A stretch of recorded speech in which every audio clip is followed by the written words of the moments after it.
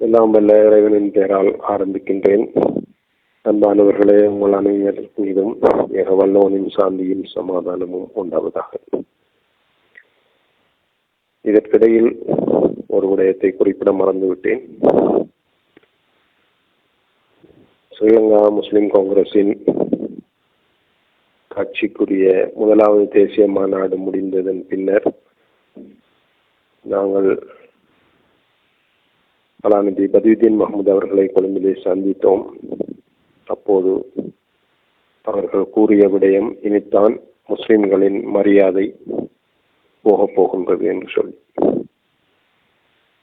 அதன் பின்னர் அவரை மேடைக்கு அழைத்து வந்து பொன்னாடை போத்தி கௌரவித்து, அவரையும் அவரால் எதுவுமே சிந்திக்க முடியாதிருந்த காலத்திலே அவரையும் இந்த முஸ்லிம் காங்கிரஸ் கட்சியினர் ஏமாற்றினார்கள்.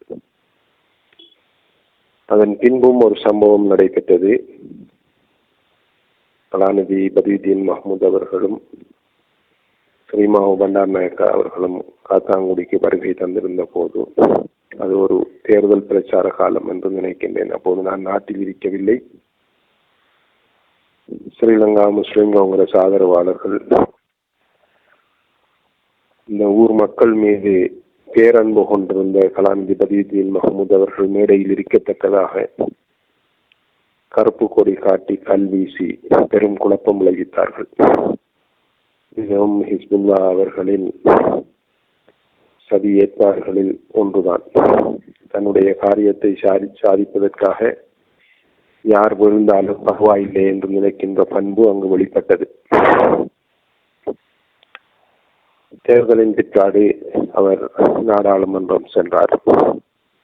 தன்னோடு நின்றவர்களை அந்த தேர்தலில் 5 ரூபாய் 10 ரூபாய் வசூல் விட்டு கூட்டம் நடத்தியவர்களை, இறைவனிடம் இந்த மகனுக்காக பிரார்த்தித்தவர்களை எல்லோரையும் மறந்து அவர் பாராளுமன்ற சுகபோகங்களை அனுபவிக்க தொடங்கினார். 2 வருடம் முடியும் தருவாயில் அந்த 2 வருட திட்டத்திற்கு அதற்கு முன்னரே பாராளுமன்றத்தில் பதவி பிரமாணம் செய்கின்ற அந்த காலத்திலேயே காத்தான்குடி 1ஆம் குறிச்சியில் இருக்கின்ற மீரா ஜும்மா பள்ளி வாயிலில் 2 வருஷ திட்டத்தை நடைமுறைப்படுத்துவேன் என்று சொல்லி இறைவன் மீது சத்தியமிட்டு கூறினார். பின்னர் அதையும் மறந்து 2 வருடம் பூர்த்தியான போது தான் ஒரே அடியாக ஏனைய ஊர் மக்களுக்கு துரோகம் செய்தார். ஏனைய ஊர் மக்களுக்கு மட்டுமல்ல, இந்த 3 ஊர்களுக்கும் இடையில் இருந்த ஒற்றுமைக்கும் துரோகம் செய்தார், வேட்டு வைத்தார்.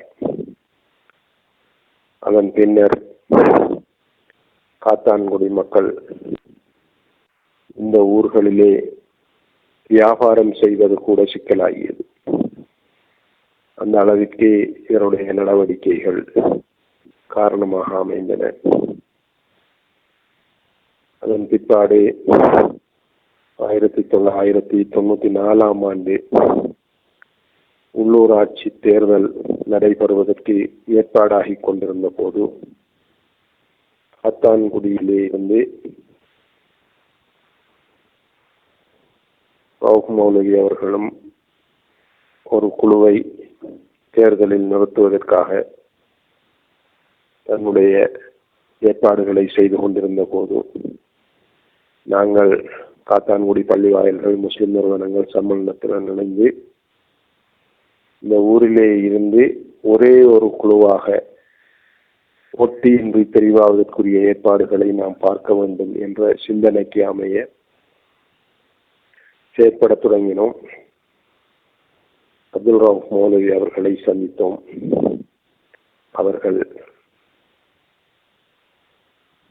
தன்னுடைய ஃபத்வா பிரச்சனைக்கு தீர்வு கண்டால், அதாவது தன்னுடைய ஃபத்வாவின், தனக்கு வழங்கப்பட்ட ஃபத்வாவின் சரியான தமிழ் மொழிபெயர்ப்பை வெளியிட்டால் நான் காத்தான்குடி சம்மேளனத்தோடு இணங்கி வர தயாராக இருக்கின்றேன் என்று குறிப்பிட்டார்.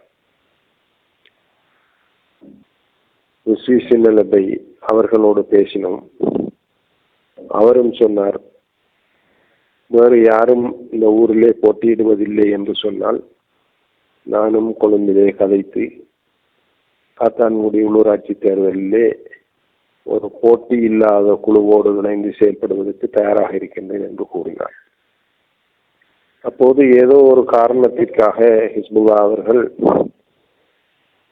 காத்தான்குடிக்கு வருகை தராமல் இருந்த காலம் அது. காத்தான்குடி பள்ளிவாயல்கள் முஸ்லிம் நிறுவனங்கள் சம்மேளனத்தின் உறுப்பினர்களும் உலமாக்களும் நானும் சேர்ந்து வாழைச்சேனையில் அமைந்துள்ள முன்னாள் கிராம உத்தியோகத்தர் அகமது அவர்களுடைய வீட்டுக்கு சென்று அங்கே ஹிஸ்புல்லா அவர்கள் தங்கியிருந்தார்கள். அவர்களோடு பேச்சுவார்த்தையை நடத்தினோம். போட்டியின்றி ஒரு குழுவை இந்த முறை உள்ளூராட்சி சபைக்கு தெரிவு செய்ய வேண்டும், அதுக்கு ஒத்துழைப்பு தாருங்கள் என்று சொல்லி சென்றிருந்தோம். இதே போல் ஸ்ரீலங்கா சுதந்திர கட்சியுடனும் அவர்களுடனும் பேசினோம். அவர்களும் ஒருமைப்பாட்டை காட்டுவது பொருத்தம் என்று கருதினார்கள். ஆனால் சகோதரர் ஹிஸ்புல்லா மட்டும் காத்தான்குடியிலே உருவாகிய ஸ்ரீலங்கா முஸ்லிம் காங்கிரஸ் காத்தான்குடியில் போட்டியிடாமல் விடுவது பொருத்தமான செயல் அல்ல, ஆகவே ஸ்ரீலங்கா முஸ்லிம் காங்கிரஸ் தனித்து போட்டியிட்டே தீரும் என்ற கருத்தை இங்கிருந்து சென்ற ஒரு சிலரை தவிர ஏனையவர்களெல்லாம் அவரில் வயதுக்கு மூத்தவர்கள், அவர்களுக்கு கூட மரியாதை இல்லாமல் இப்படி கூறினார். அதன் பிறகு உள்ளூராட்சி தேர்தலுக்குரிய வேட்புமனுக்கள் தாக்கல் செய்யப்பட்டன. 4 அல்லது 5 கட்சிகள் போட்டியிட்டார்கள். தேர்தல் நிறைவு பெற்றது. ஒவ்வொருவரும் அவரவர்களால் முடிந்த அளவு வாக்குகளை பெற்று ஆட்சி அமைத்துக் கொண்டு இந்த ஊரில் செயல்பட்டார்கள். இது அந்த ஒற்றுமைக்கு வேட்டு வைக்கின்ற விடயத்தில் மற்றும் ஒரு மைல்கல்லாக பார்க்க முடியும். பின்னர் அதே ஆண்டிலே நாடாளுமன்ற தேர்தல் இடம்பெற்றது. அந்த நாடாளுமன்ற தேர்தலிலே இதற்கிடையில் ஹிஸ்புல்லா அவர்கள் ஒரு தமிழ் வர்த்தகர் ஒருவருக்கு மதுபான சாலை துறப்பதற்கான அனுமதியை அரசிடமிருந்து பெற்றுக் கொடுத்திருந்தார். அந்த மதுபான சாலை திறந்தது, அதற்குரிய அனுமதியை ஒரு முஸ்லிம் நாடாளுமன்ற உறுப்பினராக, முஸ்லிம் காங்கிரஸை சேர்ந்த உறுப்பினராக இருந்து கொண்டு சகோதரர் ஹிஸ்புல்லா அவர்கள் செய்தது முஸ்லிம் காங்கிரசின் தலைவர் அசோக் அவர்களுக்கும் பெரும் வேதனையை ஏற்படுத்தி இருந்தது. இதனால் முரண்பாடுகள், தலைவரோடு முரண்பாடுகள் தொடங்கிய போது தலைவர் ஹிஸ்புல்லா அவர்களை வீழ்த்த வேண்டும் என்பதற்காக காத்தான்குடியில் அடுத்ததாக அல்லது ஹிஸ்புல்லாவை விட பெரும் செல்வாக்கு பெற்றிருந்த ஜவாத் சார் அவர்களை அதே முஸ்லிம் காங்கிரஸில் காத்தான்குடியில் இருந்து 2 வேட்பாளர்களை, ஜவாத் சார் அவர்களையும் ஹிஸ்புல்லாவையும் போட்டு அந்த தேர்தலை எதிர்கொண்டார்கள். அந்த தேர்தலில் ஹிஸ்புல்லா அவர்கள் இந்த ஊரிலே சம்மேளனம் செய்த வேலைகளை எல்லாம் தான் செய்ததாக புத்தகம் கூட வெளியிட்டார். அந்த கைங்கரியத்தை, அந்த புத்தகத்தை எழுதியவர்,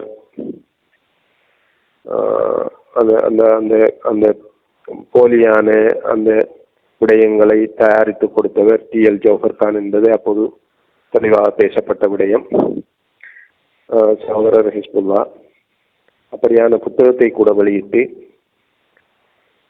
அப்துல் ஜவாத் சார் அவர்களுடைய புகைப்படங்கள் ஒட்டப்பட்ட இடத்தில் எல்லாம் அவர்களுடைய முகத்துக்கு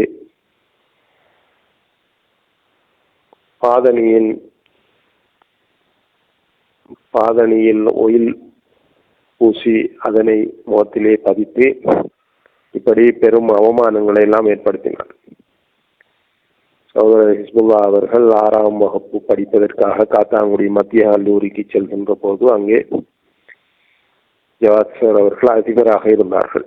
அப்படியாயின் நீங்கள் அந்த வயது வித்தியாசத்தையும் கல்வி தொடர்பான ஏற்றத்தாழ்வுகளையும் நீங்கள் கணித்துக் கொள்ளலாம். அப்படியான ஒரு மனிதரை மிக கேவலப்படுத்தி அவரோடு மிக கடுமையாக போட்டியிட்டு ஜனநாயக விரோத செயல்களில் ஈடுபட்டு ஹிஸ்புல்லா அவர்கள் அந்த தேர்தலிலே வெற்றியீட்டினார். இதற்கு பிறகுள்ள சம்பவங்களை மீண்டும் தொடர்வோம் இன்ஷா அல்லாஹ்.